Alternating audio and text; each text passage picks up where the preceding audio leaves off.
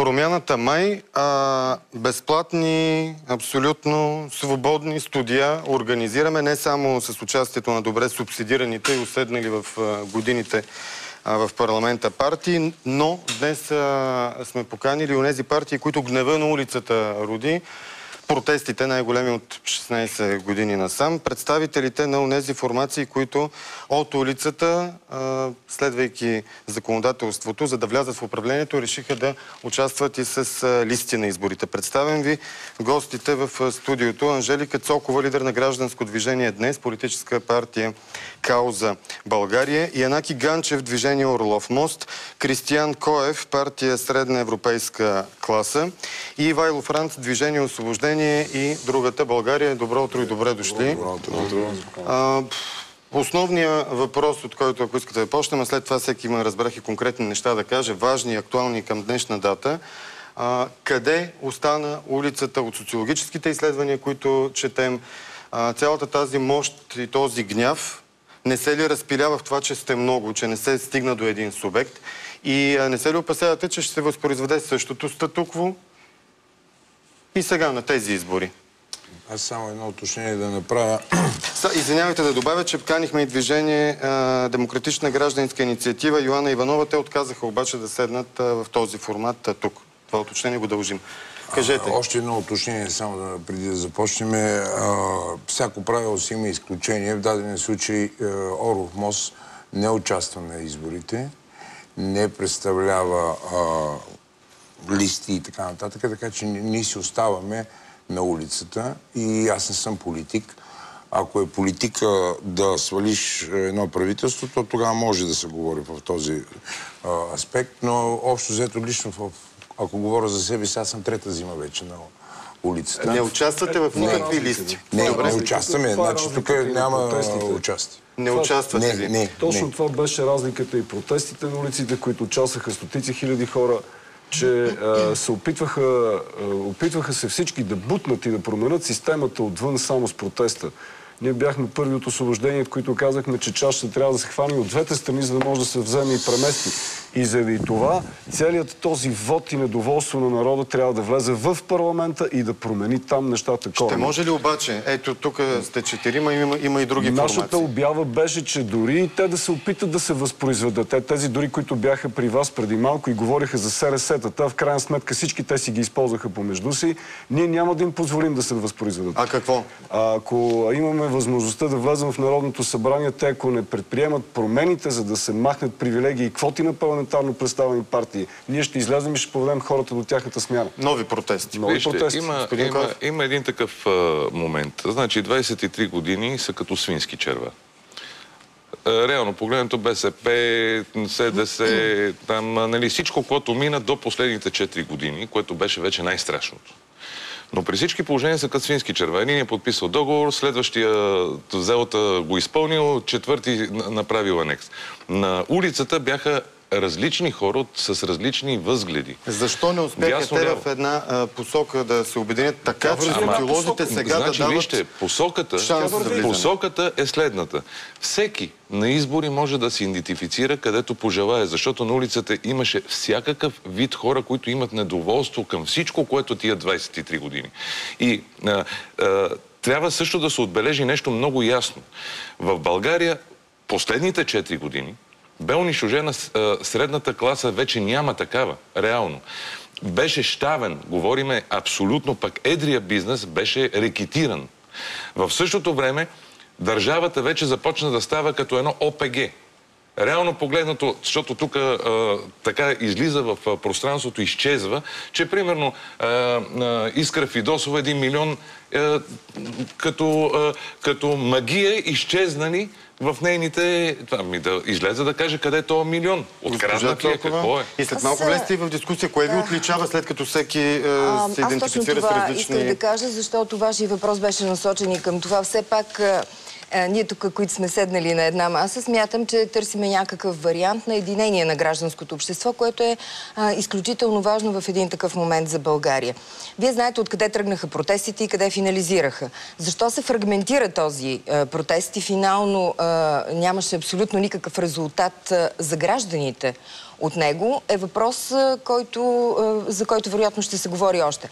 Въпросът е, че ние като гражданско движение днес, това, че аз съм лидер на движението, не означава, че движението става политически субект. Просто ние направихме нещо. Всъщност ние се различаваме вероятно само по методите или начините, по които тръгваме да реализираме идеите на част от гражданското общество, която стои зад нас. Нашето влизане в тази интегрална бюлетина чрез партия Кауза България се дължи на факта, че ние написахме на всички регистрирани в ЦИК партии писма и помолихме да освободят листите си на 100% за гражданско участие. Това, което не можа да се случи на протестите, това, което не стана резултат от протестите.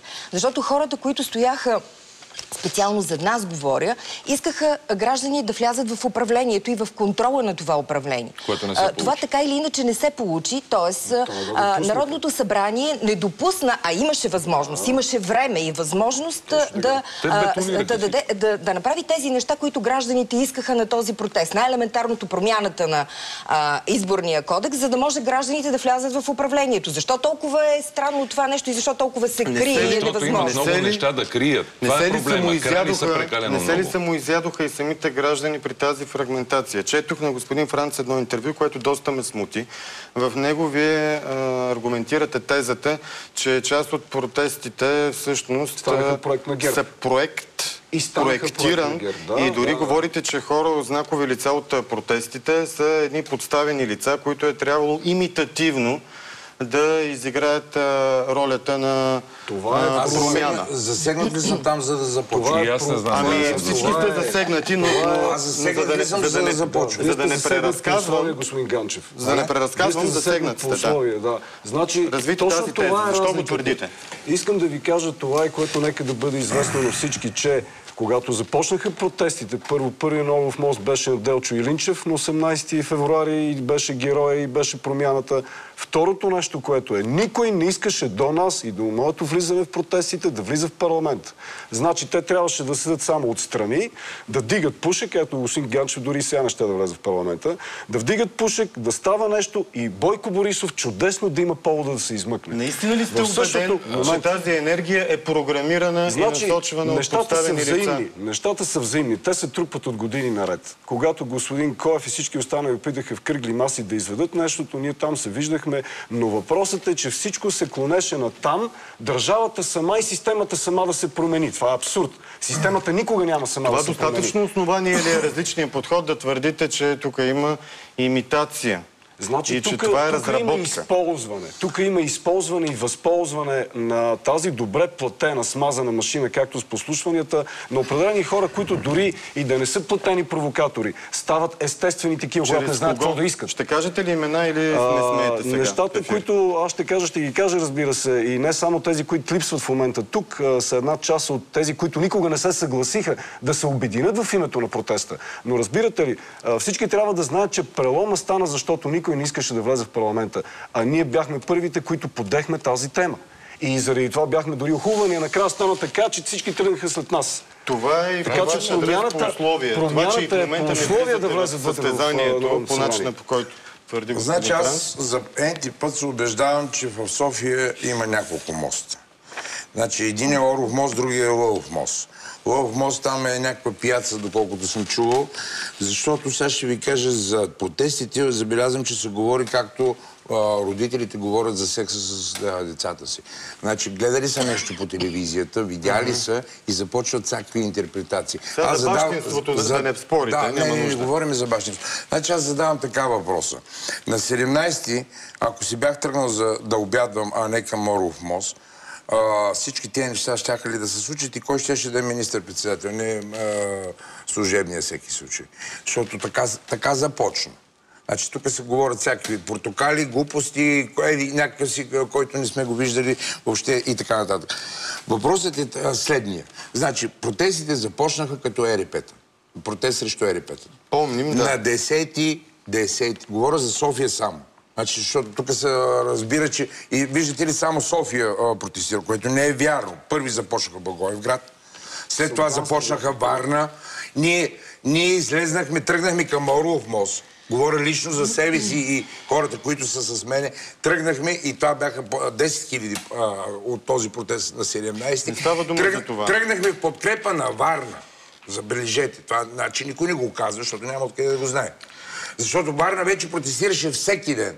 София мълчеше. София излизаше втора неделя на 17. Става дума за сянката и вкуса на това съмнение, че част от знаковите лица на протестите са имплантирани и не са автентични. Не, аз обяснявам как значи. няма тази теза да е вярна. Разбирате? Защото лично аз поемам отговорността за това, че тръгнахме към Орлов мост. Значи трябва да е минало през мен тази глупост, за която току-що стана дума. Аз искам да кажа нещо много важно, защото те в края на краищата са организатори на протести. Не, Франц не е организатор. Франц се появява на 1 март. Аз ще ви кажа всеки кой кога е дошъл, защото аз водих отпреди с мен мегафони. Вие може да кажете, защото вече не говорите от името на никого. Защото 80 души от орловци вече не искат вие да ги представлявате. Ето, даже ще ви го дам лично. Не искам да се Орлов мост отдавна не е кауза и Янаки Ганчев. Значи Орлов мост е кауза и снощи искам да съобща, че бяха арестувани в Брюксел двама от Орлов мост, които внесаха ето тази петиция. Защо сте арестувани? Ами, защото отвориха палатков лагер, опитаха се и бяха арестувани вечерта към 6 часа беше. Това си палатковия лагер в София. Мога ли да не бъда прекъсван? Ето го, но сега искам да кажа ексклюзивно тук за какво се внася в Брюксел. С едно изречение, за да може да се включат и другите. Значи, внася се петиция, в която се иска да бъде извършена ревизия на предоставените средства до момента от приемане на България в Европейския съюз, да бъдат предоставени безвъзмездна помощ за изпадналото бедствено положение в българско население вследствие на корумпираното политическо управление на страната. И третата точка, помощта да бъде предоставена в размер на не по-малко от 10 милиарда поради високата степен на корумпираност страната, Европейския съюз да създаде форма и организация за усвояване на предоставената хуманитарна помощ. Добре, господин Коев. Това, което исках да кажа, понеже въпросът беше дали или това протестите, как, по какъв начин и това. Значи демокрацията е всеки да се идентифицира там, където смята за добре. Аз, примерно, съм се идентифицирал със средна европейска класа поради причина, че на мене това ми е на душата. Но искам да кажа и нещо друго. За да може нещо да се получи в България, трябва да се изчистиме от старото сиреч да излезе наяве и напред да вървиме вече с конструктивни неща. Това, което аз, примерно, бих призовал, между другото и гласовоподавателите, защото се говори непрекъснато за купуване на избори, да приемат от всички, които дават пари.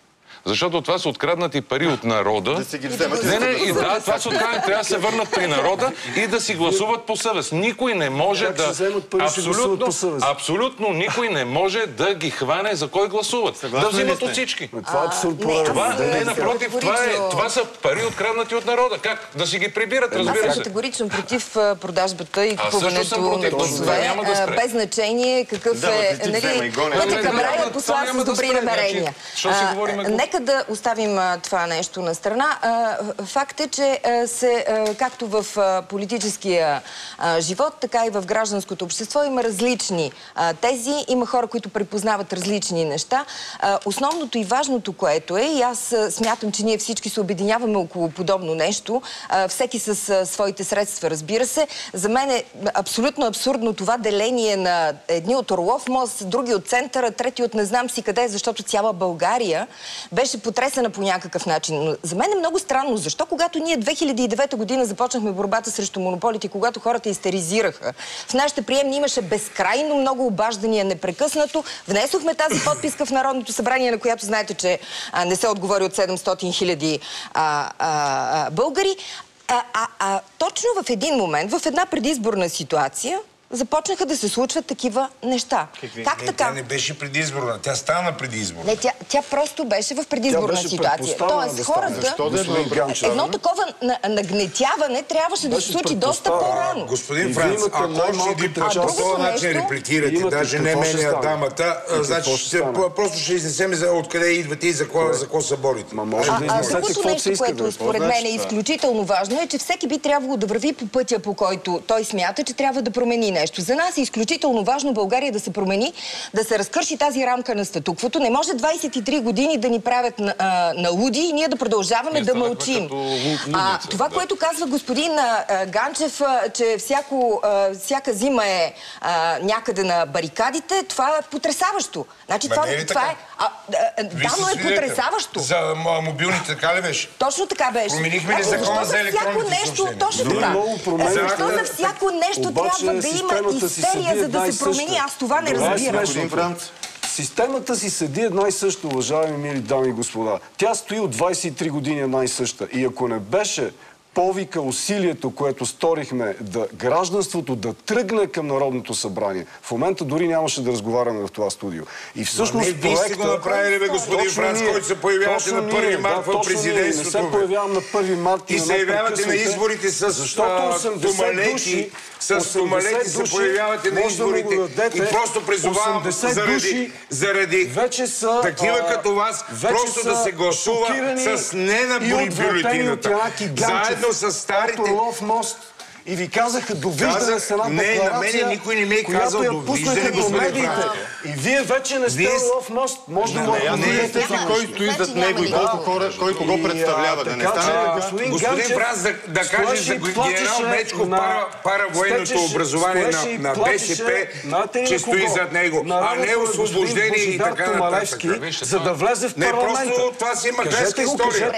Това си махленска история и сега показваме защо не може да има. А защо не разбирам? Ето го, виждате защо не може да има. Защото такива индивиди като Франц се появяват с тумалети и така нататък и правят другата България да подлъжат България. Плакали ли сте на Божидар Тумалевски да влезете в тяхните листи? Да, господин Божидар, вие същия. Не. Както още един протестиращ, който не е от тук, е от Варна.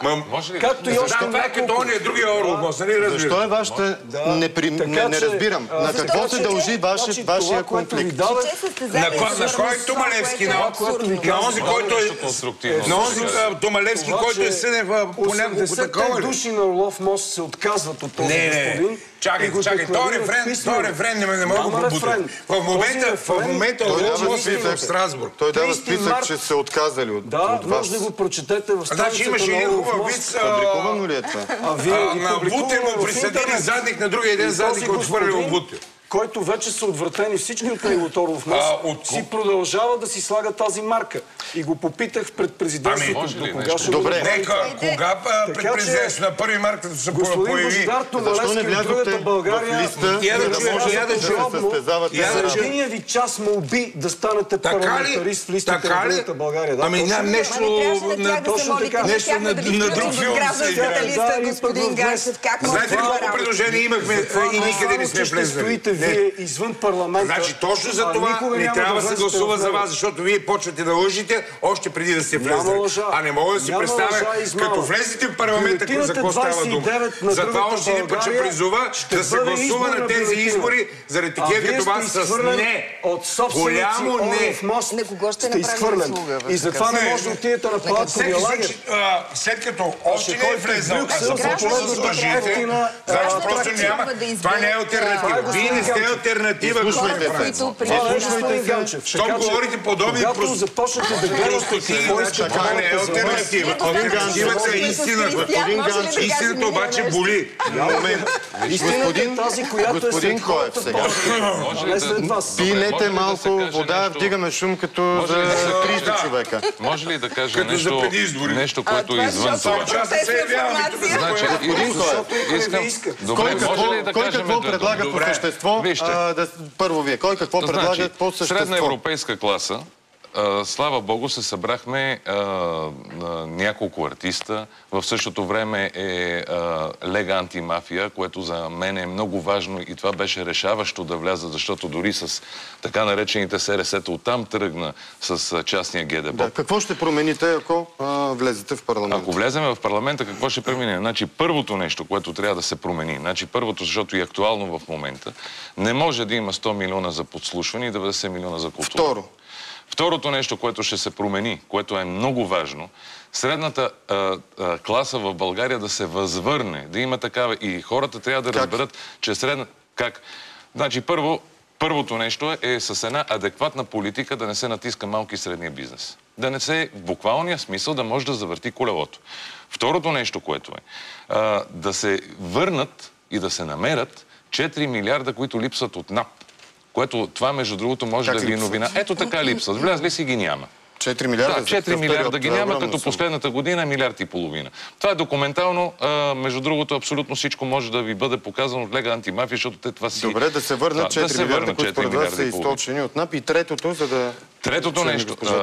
Третото нещо, което е също страшно важно, да имаме една адекватна външна политика, която, за съжаление, е свързана с вътрешната политика. Защото ние, ако нямаме една адекватна ситуация в България като вътрешна политика и една нормална обстановка, която да може да работят хората по спокоен начин... Значи, като адекватна външна политика. Адекватна външна политика означава ние да можем да призоваваме и да вкарваме в България външни инвеститори, които да се чувстват спокойно в България, което е свързано с съдебна система, което е свързано с данъчна система, което е свързано с адекватност и стабилност на едно правителство, което казва това са правилата и вие ще играете. Добър климат за бизнес и инвеститори. Госпожа Цокова, можете ли вие първо, второ, трето? Аз смятам, че всички тези искания, които се обобщиха в рамките на протеста, всъщност ние припознаваме тези искания и те са в основата на тази гражданска платформа, за която аз говоря. Движение днес по никакъв начин не участва като политически субект. Просто Кауза България... То всичко е политика. Да, така и привличането на инвестиции, дигането на доходите също е политика. Така или иначе, ние като движение нямаме отношение към този процес. Единственото, което се опитваме да помогнем и да направим, очевидно стана, че няма никакъв начин гражданите да прокарват своите искания. Никой не ги чува. Тоест, нова конституция, нов изборен кодекс с гражданско участие и контрол на гражданите, участие в управлението и контрол, което за нас е изключително важно. Ако влезете в парламента, нова конституция, нов изборен кодекс. Да, свикване на Велико народно събрание, разбира се. Контрол на всички нива, на всички регулаторни органи да бъдат с 50% гражданско участие с право на глас. За да има, поне 50%, за да има наистина възможност гражданите да контролират тази ситуация. Господин Ганчев. Освен това, само още две думи да кажа. Освен това, в момента ние сме свидетели на крах в социалната сфера, крах в икономиката, крах в здравеопазването и не на последно място, крах в културата и образованието. Това са неща. Ние работим с експерти. Има граждански борд на гражданско доверие, който се състои, няма да ви чита писма. Тези всички хора, имаме програма за всички тези сфери, в които ще се направи това, което гражданите смятат, че трябва да се промени в последните години. Господин Франц и после господин Ганчев, който няма да участва в политиката и в изборите, да видим какво може да се промени с неучастие. Господин Франц, ще обясните. Само да чуем те какво предлагат. Което е за нас и е отликата, която според мен трябва да убедини всички, които от протеста влезахме в битката за народния вод. Това е промяна на системата. Как да стане това? Когато се прекратят привилегиите, квотите и кабинетите на парламентарно представените партии и веднъж завинаги се отреже главата на змията. Ако влезете в парламента, какво няма да имате квота в парламентарните комисии и вие самите? Не, значи, разберете, това, че няма съд, че няма изпълнителна власт и министерства и Министерски съвет, това, че няма законодателна, реална дейност, означава, че има едни политически партии, които се възпроизвеждат на квотен принцип. Но за това говорихме. Първо, второ, трето, какво ще направите? Това е първото. Значи, ако ние там не успеем да удариме... Къде там? Там в това разделение на властите и прекратяване на квоти и привилегии. Не трябва да бъдат разделени властите. Те трябва да бъдат. Тоест, какво имате предвид? Съдебната и изпълнителната да са заедно? Разберете, сега квотите, които са в парламента, които парламентарните партии използват, им дават власт навсякъде. Те са непробиваеми. Ето, отговора на министъра на вътрешните работи на нашия протест втора седмица подред е измъкване с закона. За какво протестирате втора седмица подред? За подслушванията и тези неща, които вие говорихте, проследяванията, малтретиране и репресии върху протестиращите и журналистите. Отговора беше гражданството да си гледа работата. Има закон, който само единствено няколко органа могат да проверяват МВР. А вие искате да участвате в проверката, така ли, на Крайслера? Да, не само, но тя да бъде публична и ние да зададем въпросите си на министъра публично, заедно с журналисти. Служебния. И служебния, който и да дойде. Но разбирате ли, проблема в България е това, че срасна парламент, политически партии в парламента. Какво ще продължите вие, за да не станете част от цялата законодателна промяна с махане на привилегии, квоти и кабинети. Те възстановиха член 1 на БКП в Конституцията. Така че, ако гражданството това не успее да направи, всички оттам нататък искания ще бъдат безсмислени. Без квоти на някакъв друг нов принцип. Не друг нов принцип. Гражданско участие и истинско разделение на властите. Сега ред на господин Ганчев. Значи, след като няма да участвате, може ли въпросът въобще да бъде... Затвърждава виждането ми, че аз лично ще гласувам с не на бюлетината. Ще ви кажа това защо. Това помага на големите партии. Този рефрен го знаем. Само, че има друг прочит. Прочитът е следния. Ако гласуват по-малко от еди колко си процента, тогава ще се види, че цялата... Това не е верно. Това е другата провокация. Не съм те прекъсвал, господин Франц. Това е другата провокация. Това е просто въпрос на култура. Значи, ако гласуват по-малко от 25%, то тогава ще се види, че целият този цирк, който тече до 12 и не отговаря обществения дневния ред на обществото, на този на политиците, включително и тези нови, които искат да влезат и са тук присъстващи, да кажем и отсъстващи, просто хората това няма да го допуснат, защото България е като след епидемия от чума. Но има следния казус. Ако излезете от София, ще видите за какво става дума. Значи, ако хората не участват, ще се възпроизведат дори с малък процент, господин Ганчев. Длъжници губят семействата, губят жилищата си. По 3 човека това са 300 хиляди. Хората губят работата си. Просто дневният ред на обществото и дневният ред на политиците, на новите политици, се разминава. Ние за това не участваме. И няма да участваме в този цирк. Чакате някой друг да се появи, за да го подкрепите ли? Значи на 12 май в 18 часа Оров мост се събира отново. Ма няма Оров мост, вие не сте Оров мост. Не искам да репликирам с човек, който няма нищо общо с Оров мост и в момента се изказва. Значи това призовавам, аз казвам, аз как лично ще гласувам. Не, разбирате ли ме? Ще гласувам с едно не на бюлетина. Няма да промени. Нека да видим. Значи нещата до тук са свършени наполовина. Това, че Бойко Борисов даде оставката си, трябва... Не, чакайте. Значи трябва да не се разреши точно да се възстанови статуквото и Бойко Борисов да се върне на бял кон. За това става. Трябва или не трябва? Не трябва, казвам. Не трябва. И ако се участва по начин, по който те разпръскват сега в момента, нищо не правят. Тези новосформирани малки партии. Ама чакайте, по-добре да изразиме позиция, отколкото да не изразиме никаква... тя не трябва да е градивна в някаква посока на нещо. Каквато в момента чуваме. Значи това не е позиция. Това не е позиция. Да се представиш, да протестираш или да яхваш това нещо, за да можеш да влезеш в парламента. Той събира хора в една зала. Да влезеш, за мен не е позиция. За мен е мимики. Това е проект, господин. Аз бих казал всички да гласуват. Извинявай, Янаки, че аз имам също мнение. Всички да гласуват. Всички да гласуват наистина за малките партии, аз не казвам за средноевропейска класа, няма значение, да гласуват наистина, за да може нещо да се промени. Защото ние имаме някакви възгледи, че искаме да живеем в тази държава. С последните 4 години, което беше апогея на едно тотална разнуха 23 години на тази държава, в които не ни дават възможност вече и да дишаме, в буквалния смисъл, и да сме на улицата, защото, нали, казват лумпени да станат Ганчев, ако отидете там, вие ще станете част от същата тази система и няма всъщност да промените нищо. Не е така, защото има един много простичен... Вижте... Аз ще ви кажа за какво става. Да минат 1% да вземат субсидия. Абсолютно.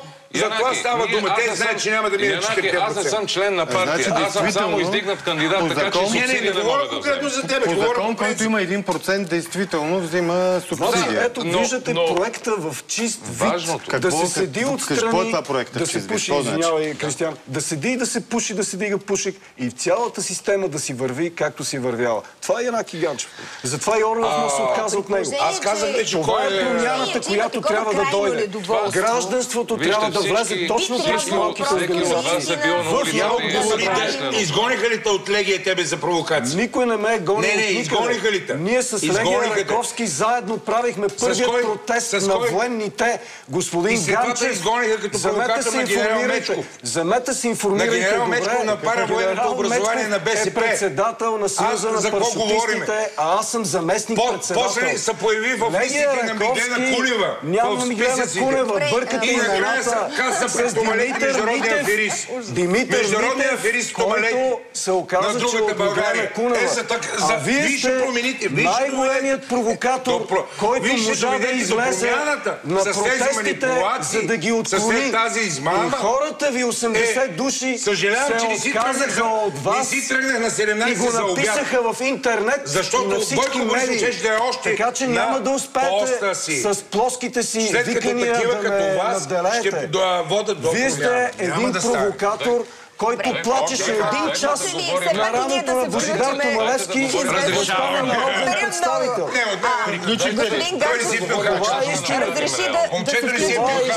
Господин Франц, жалкото е, че тези лица променяха и лумпенизираха протеста. Да. Благодарим на двамата. Последната минутка ще разделят госпожа Цокова и господин Коев. Благодаря. Кауза България, интегрална бюлетина номер 32 призовава. Това е гражданският избор. Ако всеки български гражданин припознава исканията на протестиращите, смята, че нещо в България по граждански път би могло да се промени, нека да гласува за нас, защото ние сме хората, които наистина ще направим всичко възможно гражданите да осъществяват контрол в това управление. Средна европейска класа с бюлетина 22 сме ние, което е баланс.